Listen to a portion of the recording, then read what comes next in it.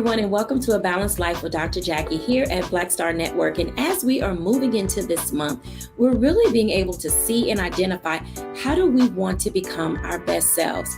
At our last show, we talked a lot about what it means to really build and balance the broken pieces of our lives. How do we pick them up and put ourselves back together again? And today we're going to talk about generational curses. Now, I have to tell you, generational curses are often seen in the African American community, but to be quite honest, they are no respecter of race, color, creed, age, or size. And as we begin to dive into our conversation today, I want you to think about some of those things that you may have heard about family members, things that you have seen. And, we often talk about see something, say something, and we often keep silent because we really don't know who's going to believe us. Many of us in our communities are well aware of the dangers of generational curses. And today we kind of want to unpack that and really discover what it looks like to move ourselves forward.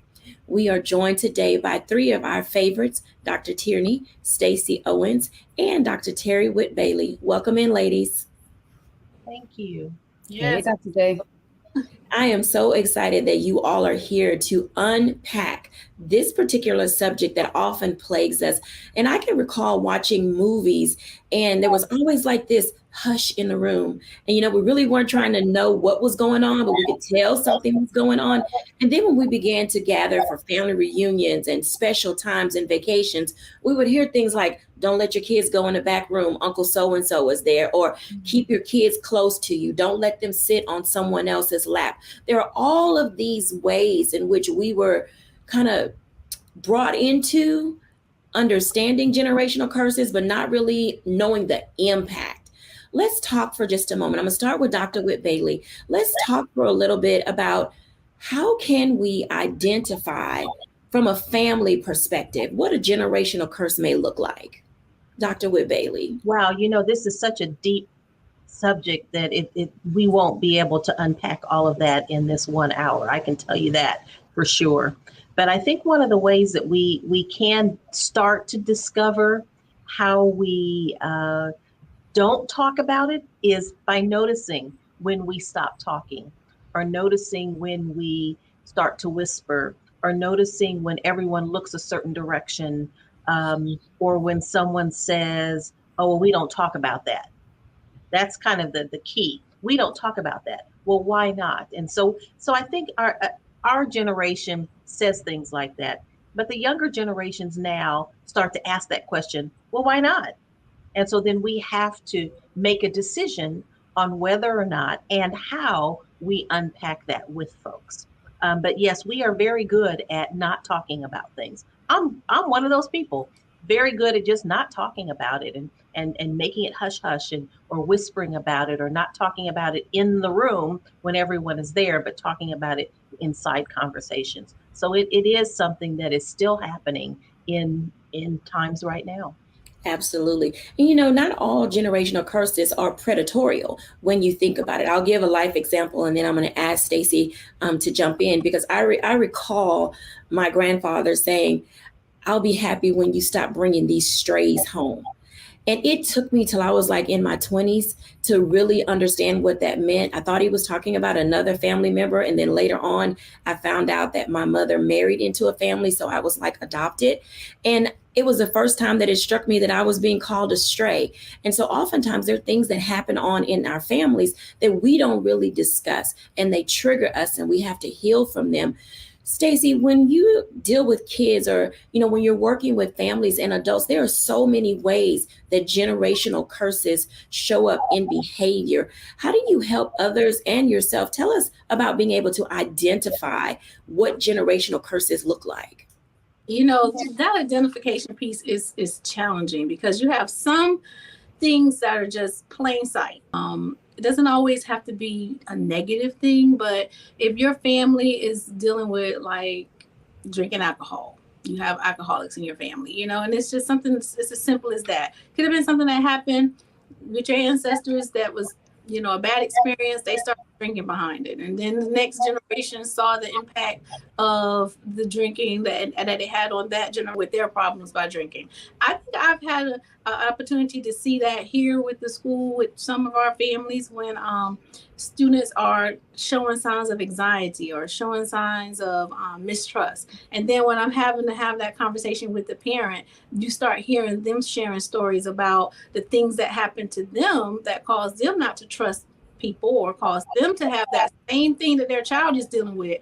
And it's so ironic. Just a couple of weeks ago, I had a family sitting in here, and as I was listening to the child explain her the things that she was dealing with, and when the mom in to bring an awareness to her, she started telling me about her stories when she was little, and they were verbatim, like the fears that she had already begun to project those fears onto her child. Unbeknowingly. I mean, she wasn't even doing it intentionally. It was just, she was in her mind protecting her child. But in fact, she was teaching her and passing down those same fears, that same anxiety that she, developed from when this bad decision was made from the generation before her. She was assuming that by talking about it and preparing her daughter for it, that she was protecting her. But what she was doing, in fact, is projecting those same emotions into her daughter. So her daughter was starting to think and feel the same way.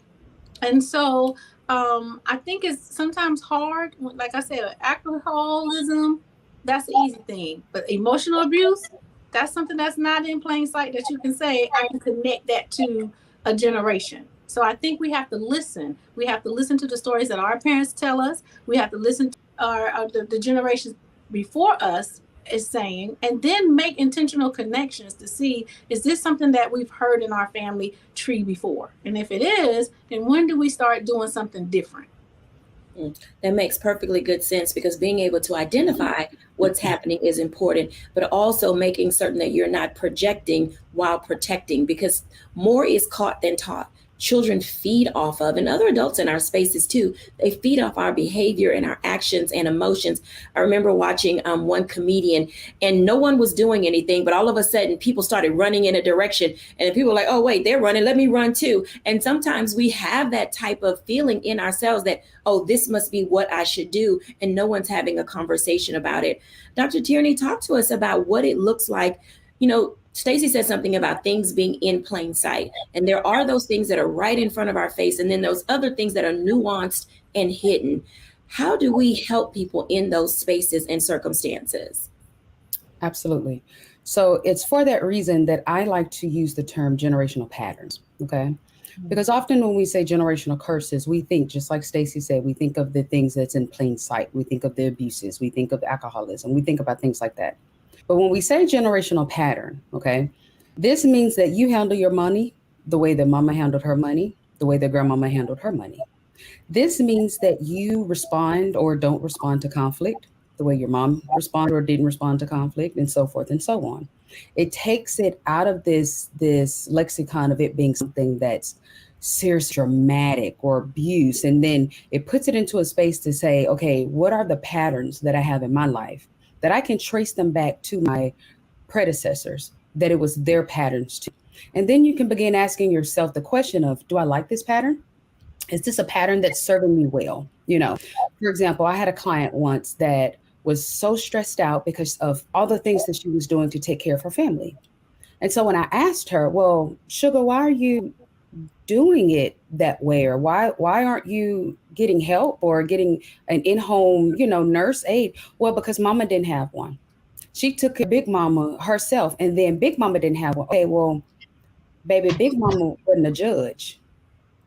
Big Mama did not have the career that you have or the responsibilities that you have. So you're not getting the help that you need based on your life right now because of a generational pattern. And she felt guilty and shameful of accepting and receiving and asking for help because her predecessors didn't ask for help because that was the pattern. So she was stressing herself out all because of a generational pattern that she couldn't see. So when we look at things from that standpoint of a generational pattern, then it's easier for us to really start examining what's going on here and inviting someone to that space. If my client and I were not having that conversation, she would have never been able to identify the pattern. When you are in the pattern, it's hard to see the pattern. This is why it's so important that you have a coach, a therapist, someone to walk with you in these spaces to be able to say, hey, no, you can do that a different way. There's a different habit or pattern to go about getting this thing done. You don't have to be stuck in the same pattern. So that's one of the things in thinking about how do we face, address, and really heal these different generational curses or generational patterns. It's about recognizing it for what it is and then inviting the right people in to help you see what you can't see. I think that what you said is one of the ways to begin to help people discover a way of coping. And oftentimes that coping is positive and it's negative. I want to do a round robin again, and I'm going to start with Stacey. If you had to talk to someone or tell them one thing, what would you say about beginning to cope with the things that you begin to identify and see? Stacey? I think you have to cope by first self-reflecting. Like, you need to be thinking about what are the decisions that you're making. Because the healing begins with you. So if you can start self-reflecting, being honest with yourself about the decisions that you're making, and then connecting some of the decisions, if you can, to those patterns that Dr. Tierney just finished talking about, if you can do that, that helps you to increase your awareness of where you need to start with your change. Absolutely. Dr. Bailey? That is so solid. I mean, I can't say it any better. Many times we want to point a finger at someone else, but I've been told that when you point one finger at someone else, you've got three pointing back at you. So it's important to make sure that, yes, you know that some things have been triggered or there's been some generational patterns, and I love that term pattern, but what is your role in it now? How is it affecting you? And then how can you make that change? Or how can I need to speak for myself? How can I make that change? And one of the other things that I've learned also is that it's important to just do one step at a time, to do one thing at a time, not to think that, life is going to change for you immediately or overnight, but to be able to have the recognition of it, to know where it might have come from, and to know your role and responsibility of growing through it and growing beyond it. Absolutely. Dr. Tierney? Know that it's okay to do something different. When we're talking about generational patterns, oftentimes we get locked into those patterns because we don't want anyone to say, oh, you acting brand new, or you doing something different from how this is how we always did it. It's okay to do something different in order to get the results that you want to see in your life. Thank you for sharing. When we come back after the break, let's talk a little bit more about what it means, not only just to cope, but are you being heard and are you being seen when we're back after the break?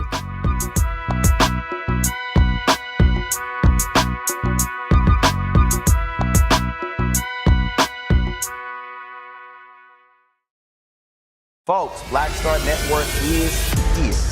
Hold no punches. I'm real revolutionary right now. Support this man, Black Media. He makes sure that our stories are told. Thank you for being the voice of Black America, Roland. Stay black. I love y'all. All momentum we have now, we have to keep this going. The video looks phenomenal. See, this difference between Black Star Network and Black-owned media and something like CNN. You can't be Black-owned media and be scared. It's time to be smart. Bring your eyeballs home. You dig?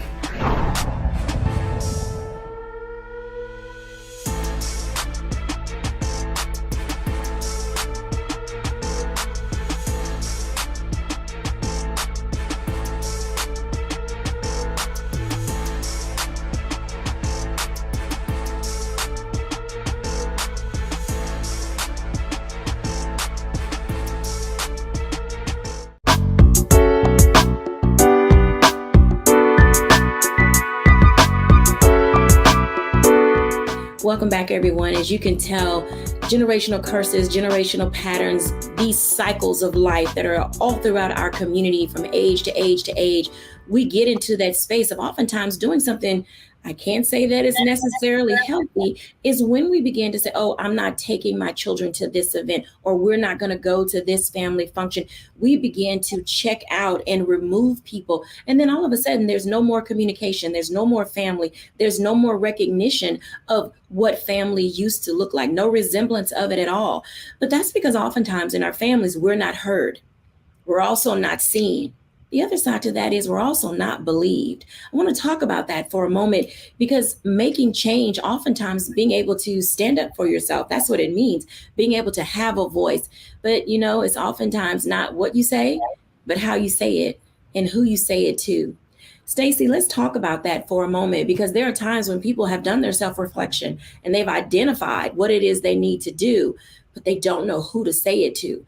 And because that relationship may have a little bit of tension, how do you then begin to set the tone for having open and honest dialogue? Stacey? You know, I'm gonna be transparent in this moment. I'm gonna take one of my things that I had to come into self-awareness about, something that was a generational pattern for me, and that was anxiety. And I was like, why is it every time I'm embarking upon something new in my life, why does this anxiety take me over such to the point where it can, it's still such a fear where I'll actually become frozen and not do anything.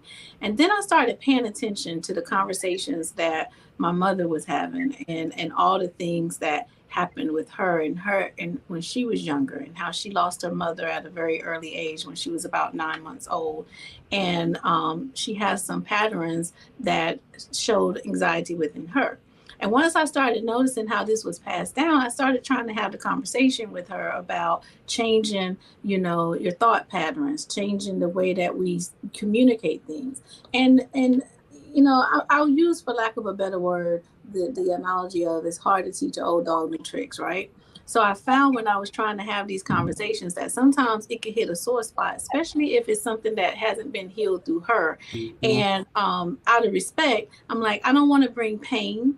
I don't want to re-dig up pain for her. She wasn't seeing it the way that I was seeing it.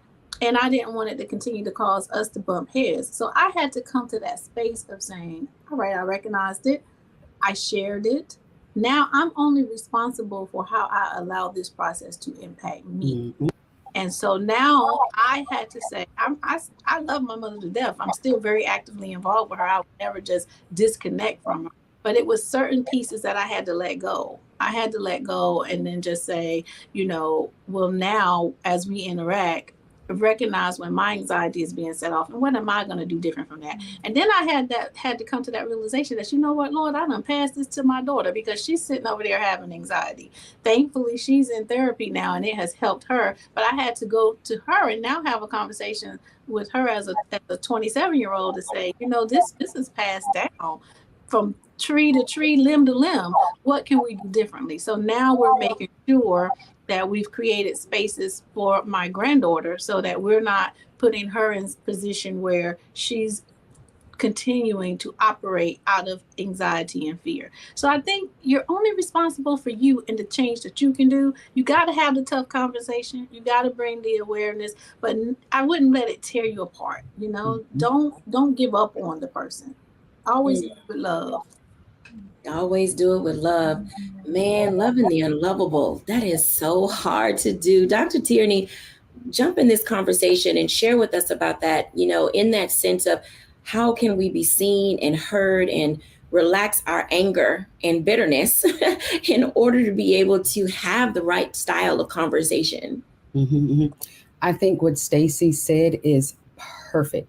It is absolutely perfect. It's exactly what I've had to do in my own life and what I coach my clients to do. You are only responsible for your own actions. Okay. So the number one thing that I tell my clients when we're dealing with a situation like this, you can't make the other person understand, apologize, or anything like that. This is where forgiveness is so critical. It's so critical because a lot of times where the anger and the frustration and all of that comes from and the bitterness, it comes because you are holding something against that person, regardless of what it is, regardless of what they did, regardless if it's just the fact that they didn't tell you what you thought or teach you what you thought they should have. Most of the time, it's coming from a place of unforgiveness. And we are holding that person in unforgiveness, thinking that if we don't forgive them, if we don't release them, from the bondage of our unforgiveness, then they're going to do it again. They have to pay. They owe something. And when I say forgiveness, I'm not speaking about indifference. I'm not speaking about, because we do that a lot. We'll say, I forget, I ain't worried about them. I ain't studying them. But will you, give them a help if they need it?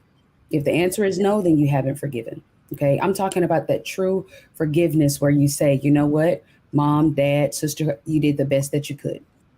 I know that you gave me everything that you had in your power. Now it's up to me to change the trajectory of my life, of my children's life, of children's children's life, and letting that forgiveness take its place so that we can truly heal and move on, not just as an individual, but as a family and as a community as well.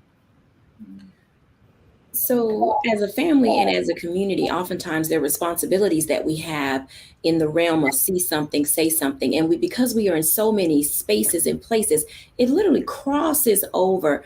I want to talk to Dr. Whit Bailey about this for a moment, then bring in Stacey as we talk about workplace behavior, because oftentimes some of the things that are happening to us generationally show up in how we communicate and talk to other people and treat people in the office space. Dr. Whit Bailey. Wow, you just keep hitting it hard. You're hitting it hard today.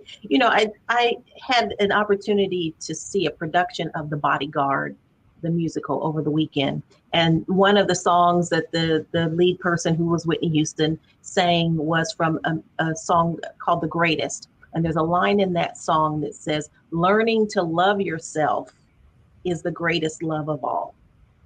And in the workplace, or in the home, in personal relationships, sometimes you can see when people don't love themselves, because when they don't love themselves, they tend to react or act out what they're not getting. And so what I see sometimes in the workplace are people that are short-tempered with each other, or I may see people that are trying to become more of a leader, being in charge or being bossy about things, because maybe at home they don't get the opportunity to have leadership opportunities or the opportunity to be heard. And so knowing how to help people to love themselves as a manager or vice president in my organization is important. So being able, in my case, being able to connect with my staff to help them to know that I love them. I really do. I love them. And so how do I help them to become better employees? By showing them that I care, by showing them that I'm listening to them, by giving them the space and the time that they need, but still holding them accountable for the work that needs to be done and how they interact with each other in getting that work done. But yes, it bleeds over into what's happening at work. But learning to love yourself, and I'm still learning that. I'm still learning that. Learning to love myself is the greatest love of all. So that when I do that, then I can emit that kind of love in the workplace. Absolutely. I can see the value in everything that you've stated. And for our audience who's watching, oftentimes we don't know how to approach people because people can be unapproachable because they have generational curses. They have these generational patterns. And sometimes it's not easy. Stacey, talk to us a moment about that. How are you helping? And I know you wrote this amazing book about creating these safe workspaces. How did this crossover happen, and what do employers do when they see it occurring? Create the space for the conversation. I just had this happen, like literally, just the other day, where one of my employees came in, and I'm an advocate for the T. That's knowing your triggers, your emotions, and how you normally react. And I constantly tell my staff, don't labor in your emotions. Like, don't come in here and pretend like you feel in some way and you're really not feeling that way. And so this particular employee walked into my office and she said, listen, there's somebody on staff that's triggering me. And she knew exactly the act that was, that this person was doing that was causing her trigger. And basically with the other person, they were very dominant. It was the dominant personality, very controlling, that leadership piece, somebody who want to be a leader and don't maybe know the effective way of how to be a leader. So they're just walking into the classroom, taking over. And they're like, and I just feel like my boundaries have been crossed. And so first, because she felt comfortable to come in and say, here's my trigger. Here's my emotional feeling that I'm getting from it. This is how I normally would react. And her normal reaction was I withdraw and I don't say anything and I just get angry with the person. And so I had to say, all right, so what can we do to self-regulate? How can we change that normal reaction? So you know that you withdraw and this person have you withdrawn, but you're angry. So does the person know how you feel?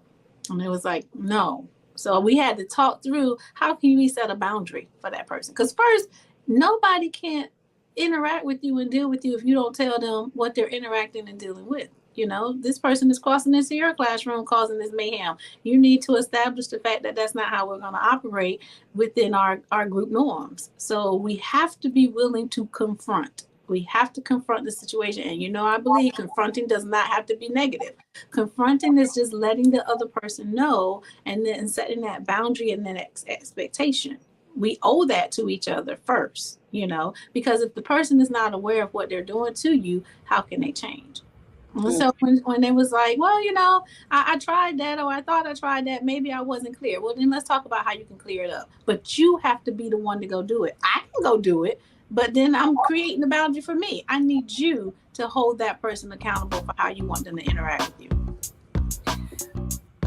I'm gonna hold that thought till we come back after the break, because I'm listening to what you're saying and people's feelings oftentimes get dismissed. When we come back after the break, let's continue to talk about having these courageous conversations. We'll be back after the break.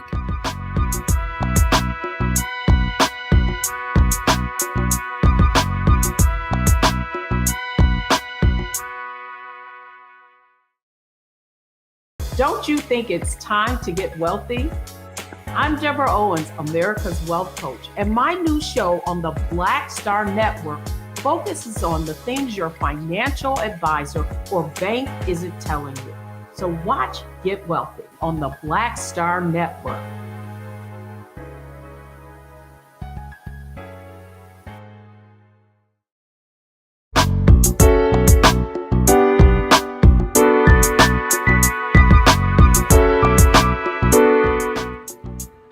Welcome back, everyone. As you can tell, there are certain spaces and times to have these levels and layers of conversation, things that impact us, things that we're just beginning to realize, ways in which we can move ourselves seamlessly forward without being disruptive to the spaces where we are, but also protecting our peace in the process.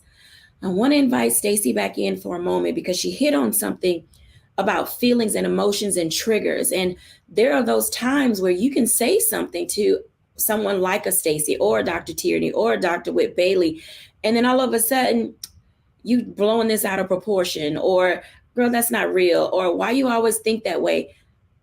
Help us figure out how to deal with when we're being dismissed, when we're trying to have honest, courageous conversation. Stacey. See, that's the thing. I'm trying to get you out your emotion. You got to understand the emotion that you're feeling, and you got to understand the emotion that your desired emotion that you want to feel. But I don't want you to operate out of your emotions. Meaning, I want you to clearly know what is the expectation that you have from that person. So when I go and I tell you, this is how I feel and this is what I need, right? I want the focus to be on the need, so that you can't say you don't know what I am needing from you. So now if you dismiss my feelings, I'm not operating from my feelings. I don't care if you agree with how I feel about it or not, but did you do what I said I needed you to do in order for us to be able to operate together? So we got to get out of the emotional space. I want to honor the emotions because your emotion affects your physical, right? Your emotional state affects the way that you're going to be operating in the world. But you need to be aware of that, and you need to know how to regulate your emotions so that nobody can control your emotions. I'm going to always be in control of my emotions, whether you dismiss them or not. But I'm also going to clearly tell you what I need from you in terms of the boundary that I'm setting or the expectation that I'm having, so we can focus on that part. I don't need you to hug me. I just need you to respect the boundary that I'm about to put in place for you. That makes perfectly good sense. I want to invite Dr. Tierney in because we're in that space where there are going to be times, where you just cannot help saying something because stuff just flies out of people's mouth unknowingly, not realizing the damage that they're doing to the other person who's really trying to bare their soul and clear the air so that they can heal and move on. Talk to us about that, Dr. Tierney. So this is why it's important that you talk to the right person. You're talking to the right people, because there's no way I'm going to bring my luggage of stuff, because we all got luggage, things. And I open my luggage and I show you all of my undies and all of my intimates, and then you laugh at them. Or you say, oh, girl, that's nothing. You have to make sure that you are in the right spaces, the safe spaces that we were talking about earlier. Just because someone has a title of mom, sister, friend, just because you've known them for a really long time doesn't mean that that's the right person that you need to talk to. So the first is to really identify who is my person that I can talk to about this. Okay. I have friends that some friends I can talk about certain things. Some other friends talk about other things. As a business owner, I have friends that I can talk business stuff with. I have other friends that we can't really talk about that because you're not necessarily in that space. So identifying who your person is for you to be able to talk to, that lessens the likelihood that they're going to shut you down or add another piece in your luggage that you're already carrying. The other thing that I always say here when we're talking about unpacking, different things, and I want to pick up what Stacey was talking about, identifying what you feel. I have a wheel of emotion that I will show my clients, because a lot of times, we're having the feels, but we don't quite know what we're feeling. So even if I ask my clients sometimes, what are you feeling? Well, I just, and it's like, I'm just angry. Because we really haven't tapped into to identify for ourselves what it is that we're feeling. Oftentimes, fear and sadness will mask as anger. We're not always walking around here angry. Sometimes we're sad. Sometimes we are terrified. So making sure that you have identified what you feel and then unpack that feeling to identify why you're feeling that will then inform you on what you need to do. And when you have that information, you can better communicate to the other person where you need their help in this, or what it is that they can help to serve you in this space to help you as you heal. But if you don't know that, then we're all just throwing things against the wall to see sticks.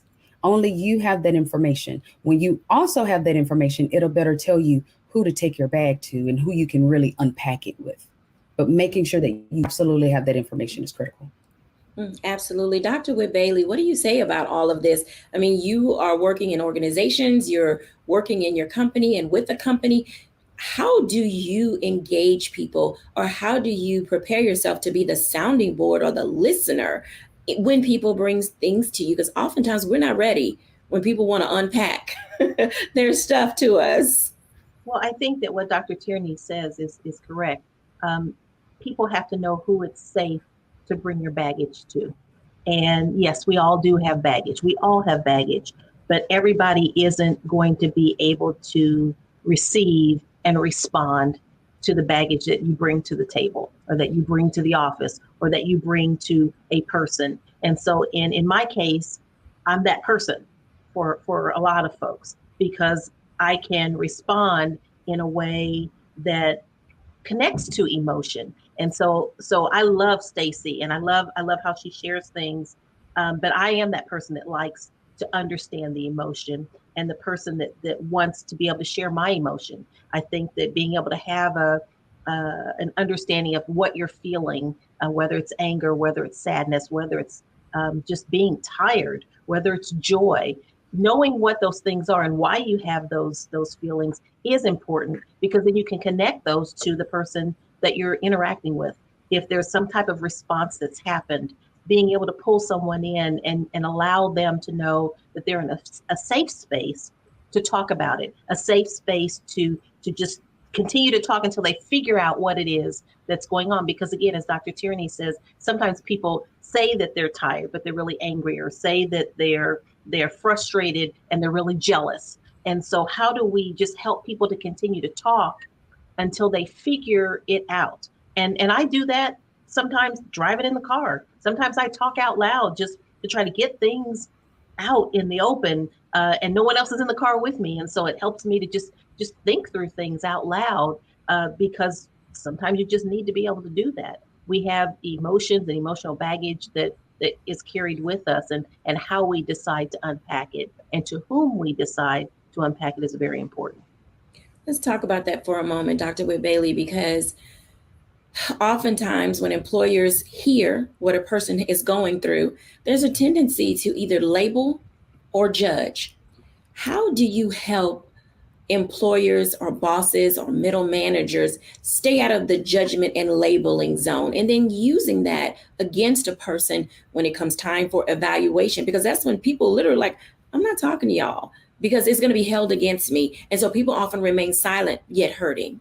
Yes, I think modeling it is going to be very important for leaders to be able to do. So people being able to model, in my faith, I want to make sure that I am as open and as inviting and as forgiving as I can be when people are sharing their information. They've come into my office, the door is closed, and they expect me to have a level of confidentiality and a level of trustworthiness when they are sharing what they're sharing. Otherwise, they wouldn't share it. And so being able to open that, again, unpack that bag little bits at a time. There's some people that are just going to share it all. They're just going to throw it all out there at you. But being able to have a sense of calmness, a sense of, I'm not going to say the word right, but receiving the information in a way that is not judgmental. Because I don't want anybody to judge me. I beat myself up enough. We beat ourselves up enough. Why would we want to beat someone else up about what they're trying to share to get the answers, or share to be able to be a better worker, or to be a better wife or a mother, or just a better person in general? Now, I don't have all the answers, but it's important for me to be a good listener. And we should not be connecting those things to the job description if it's something that's personal. If it is something that can help them to work better, then again, in love, with kindness, with sensitivity, sharing those things that can help people to be better workers, but not holding it against them as they are figuring it out throughout their work life. Mm-hmm. Absolutely. Dr. Tierney, you mentioned something about generational patterns, and when people work together in teams, and I know students who watch us don't like working in groups or having lab partners and all of those things together, because sometimes there is a lack of trust because of things that they have experienced. And when people either sit too close to them, or they're in their personal space, or they may raise their voice because they are anxious about the way someone is handling something, how are you helping people begin to mitigate or lessen the nuances of a trigger when they're in the group or team dynamic? Mm-hmm. So in working with teams, the thing I always say is your team or your relationship or your group is only as strong as its weakest link. So each of you have to look at yourself to say, okay, what am I bringing to this team? It's easy to sit back and say, well, I don't want to work with them. I don't want to do that. And I can say that because I'm an only child. And so I was that partner that was like, I'll do all the work. Don't worry about it. I got it. Because I want to make sure my grade, is good.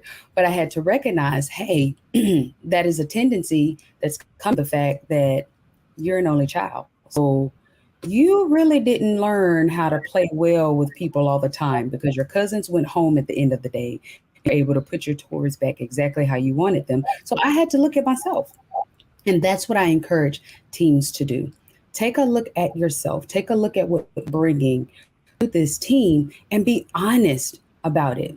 Be honest about it. So what Dr. Terry was just saying about how employers should just really move with sympathy and compassion. Well, ask yourself, are you giving yourself that sympathy? Are you giving yourself that compassion? What is it how are you handling you? Because that's going to dictate how you handle other people. So I had to recognize this is how you handle yourself, Tierney. So this is how you're showing up in the team.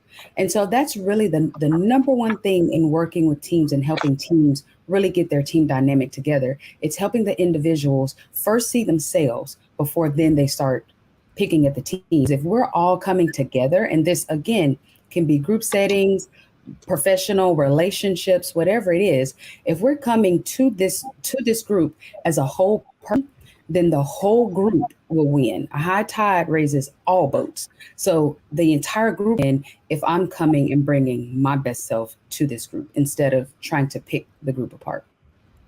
So before you go, what tip would you give to our audience in order to be able to seen, heard, or move forward?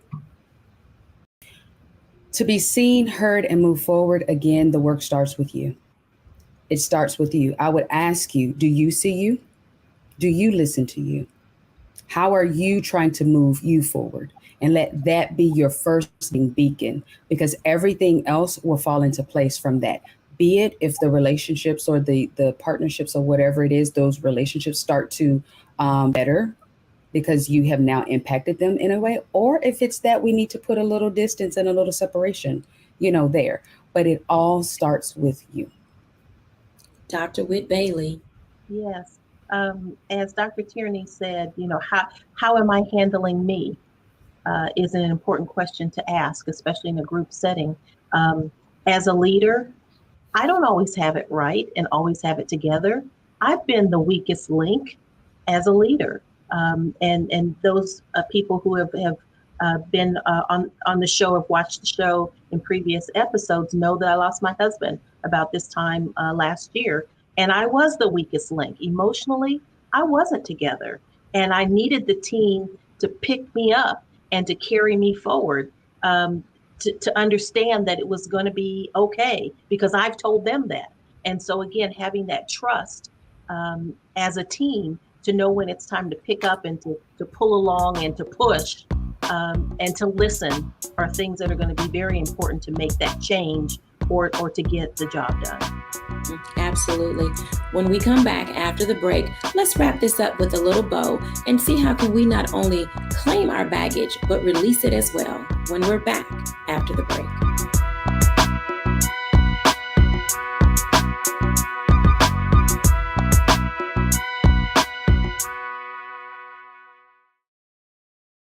Hatred on the streets, a horrific scene, a white nationalist rally that descended into deadly violence. White people are losing their damn minds. As an angry pro-Trump mob storms the U.S. Capitol, we've seen shooting. We're about to see the rise of what I call white minority resistance. We have seen white folks in this country who simply cannot tolerate black folks voting. I think what we're seeing is the inevitable result of violent denial. This is part of American history. Every time that people of color have made progress, whether real or symbolic, there has been what Carol Anderson at Emory University calls white rage as a backlash. This is the rise of the Proud Boys and the Boogaloo Boys. America, there's going to be more of this. Here's all the Proud Boys, guys. This country is getting increasingly racist in its behaviors and its attitudes because of the fear of white people. The fear that they're taking our jobs, they're taking our resources, they're taking our women. This is white fear.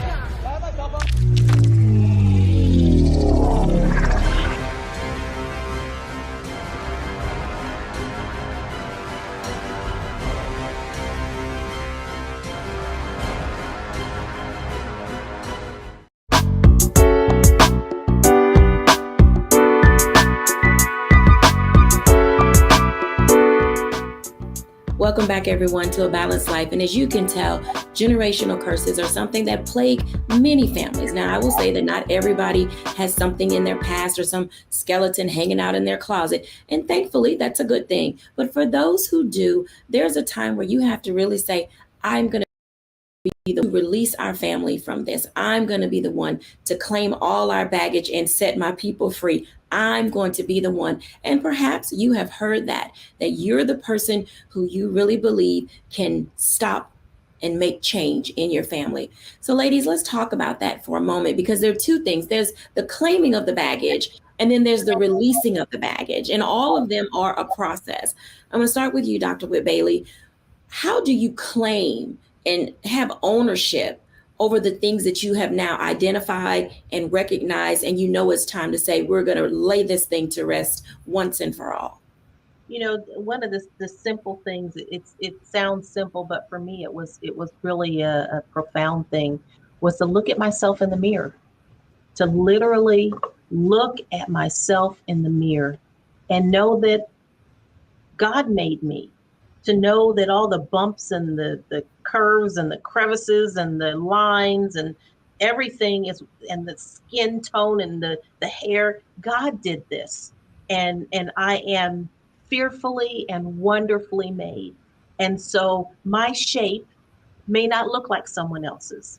My skin color may not look like someone else's. My hair texture may not look like someone else's. And so to be put into a box that generationally or traditionally may say that you're a certain type of person because you look a certain way or you respond a certain way, I had to let go of that. And that is something that I have started to do. And it's not a vain thing at all, but to really take the time to look in the mirror and say, thank you, God, for making me who I am.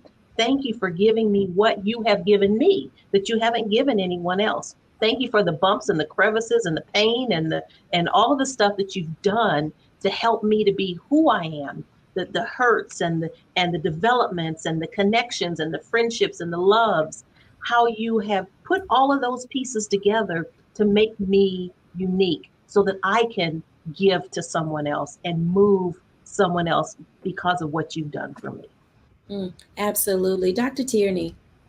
So I like that you use the word claim, because oftentimes in the Black community, we'll quickly say, we ain't going to claim that. We're not going to claim that. We're not, when maybe times it is some things we do need to claim, sugar. Something that I always tell my clients, I always say, when we're looking at who we are, and I love what Dr. Bailey just said, when we're looking at who we are, one of the things that we'll do, we'll pick ourselves apart. And we only want to claim those things that are quote unquote good. Okay. But when God created everything from the moon and the stars to the fish and the fowl, he said it was good. When he created it was good. So those characteristics and all of the different gifts and talents and quirks and all of the things that are unique to us in the way that God created us, it is good. Now, we can use them in ways that are not good. Use myself as an example. Was that friend that when my friends would always say, hey, get on the phone, pretend like you're me and call the phone company and because they're messing up my bill. And by the time I got done talking, this mouth right here, you had a free phone, I had a free phone, they had free minutes, and we in a cell phone bill for the next 3 months, Now, my gift and my talent in my mouth and the power of my mouth, I did not understand it back then. So I used it in a way that was not good. I used it to tear some things down. I used it to cut some things up because I didn't understand who God was creating me to be in. I didn't know that my mouth was the very thing that he wanted to use right now as I'm talking to you to help build up. So when we're thinking about the things that we're claiming, let's not be so quick to just say, I'm not claiming that. Let's really look at it and say, you know what? This is who I am. These are the gifts and the talent that God gave me. I may not have understood them fully, so I used them in the way that was not so good. And I have to own that too, because I am not the sum total of my mistakes. All mistakes are going to work together ultimately for my good.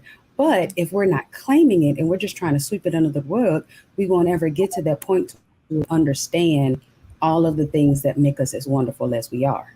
So that's the main thing in claiming your bags. It's really, truly them and knowing that all of it works together.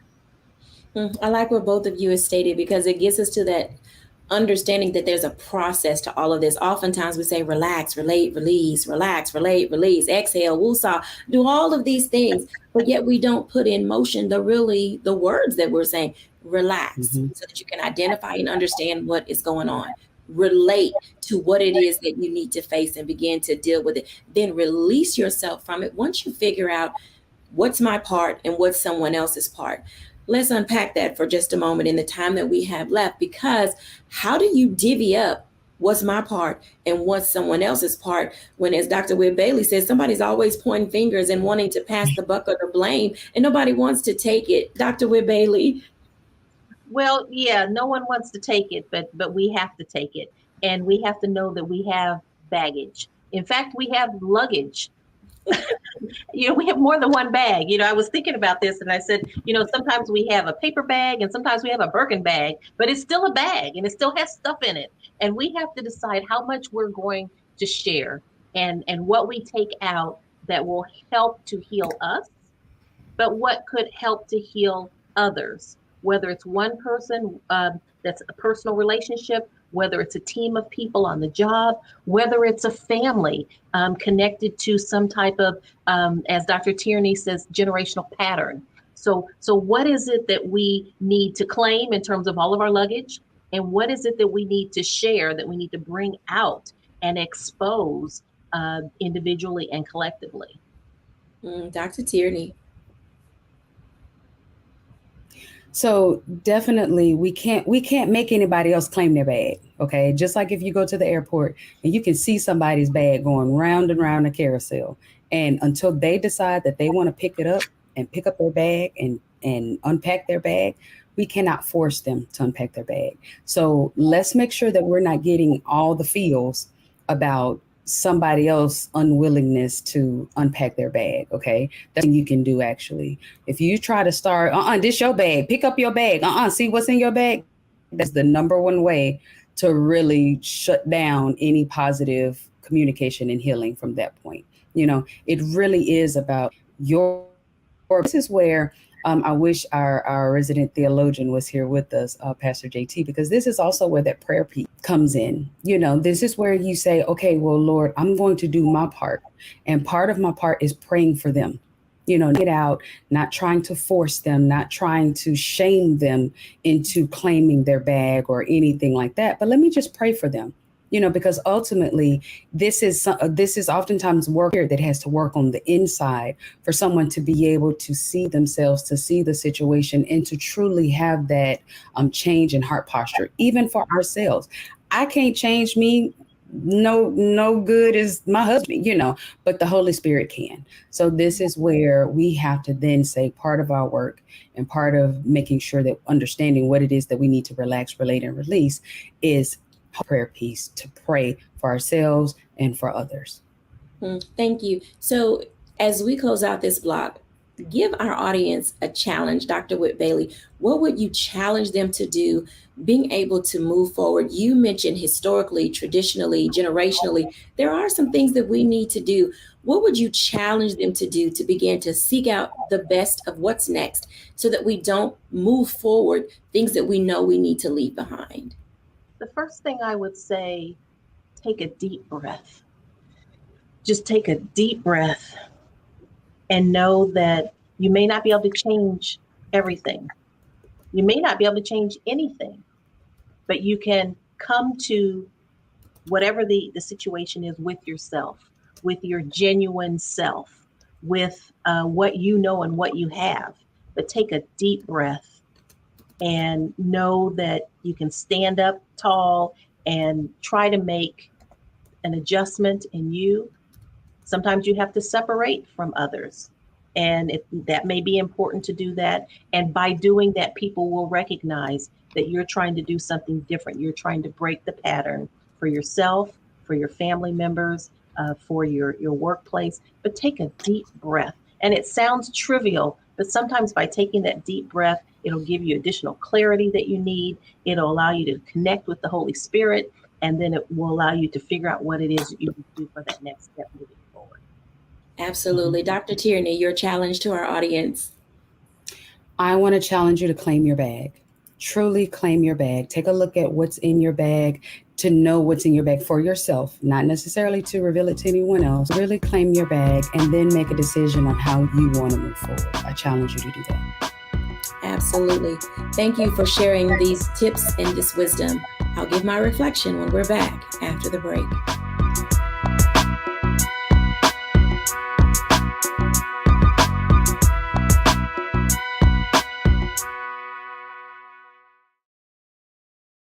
When you talk about blackness and what happens in black culture, we're about covering these things that matter to us, speaking to our issues and concerns. This is a genuine people-powered movement. There's a lot of stuff that we're not getting. You get it, and you spread the word. We wish to plead our own cause.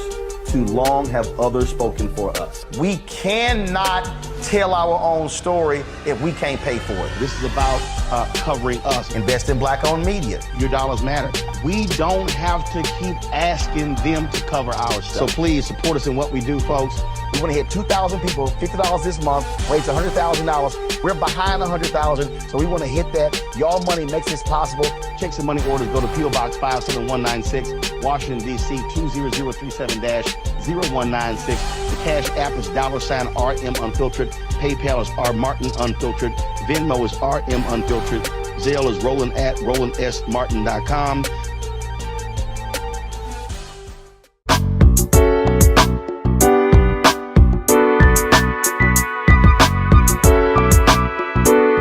Welcome back, everyone, to A Balanced Life. And as you can tell, there is so much to unpack, so much to learn, so much to do.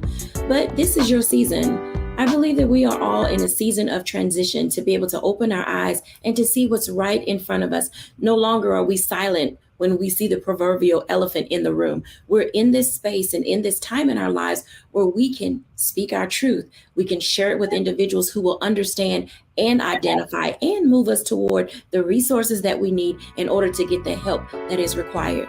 I hope that we have said something today will allow you to not only claim your bag, but unpack that bag and release yourself from its contents, that you too can live a balanced life. Thanks for watching. Bye now.